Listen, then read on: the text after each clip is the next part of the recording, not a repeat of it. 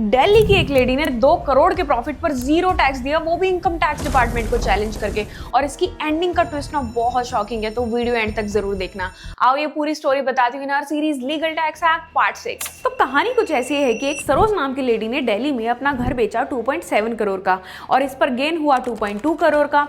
इस पर टैक्स तो पड़ना था बहुत भारी, पर उसने उन पैसों से ग्रेटर नोएडा में इकट्ठे 7 रेजिडेंशियल यूनिट्स को खरीद लिया। और यही थी टैक्स बचाने की प्लानिंग, क्योंकि एक रेजिडेंशियल प्रॉपर्टी के गेन को फिर से रेजिडेंशियल प्रॉपर्टी में रीइन्वेस्ट कर दो तो उस पर कोई टैक्स नहीं लगता under section 54 of income tax act. लेकिन इनकम टैक्स डिपार्टमेंट ने उनका एक क्लेम रिजेक्ट कर दिया। उन्होंने कहा, अकॉर्डिंग टू द लॉ, अगर आप कोई एक रेजिडेंशियल हाउस बेच के उसका पैसा री इन्वेस्ट करोगे तो एक ही हाउसिंग यूनिट पे एग्जेम्पशन मिलता है, बाकी के 6 पर नहीं मिलेगा एग्जेम्पशन। तो सरोज के बाकी के जो 1.8 सीआर की इनकम थी उस पर मोटा टैक्स उन्होंने लगा दिया। लेकिन सरोज जी नहीं मानी, उन्होंने कोर्ट में वो डिसीजन चैलेंज किया और सरप्राइजिंगली वो जीत गई। पर कैसे? क्योंकि कोर्ट ने कहा कि भाई साहब, जब अलग अलग फ्लोर्स बने होते हैं तो उसको तो एक ही रेजिडेंशियल प्रॉपर्टी माना जाता है, तो एक फ्लोर के अंदर अलग अलग रेजिडेंशियल यूनिट्स को एक प्रॉपर्टी माना जा सकता है। और वैसे भी लॉ में कहीं भी ये डिफाइन नहीं है कि स्ट्रक्चर घर का कैसा होना चाहिए। और इसी तरीके से स्मार्ट सरोज जी ने करोड़ों रुपए की इनकम पर जीरो टैक्स दिया, और इसको यूज करके हम सब लोग भी 10 करोड़ तक की इनकम पर टैक्स बचा सकते हैं। पर इसकी कुछ कंडीशंस है जो कैप्शन में मेंशन है,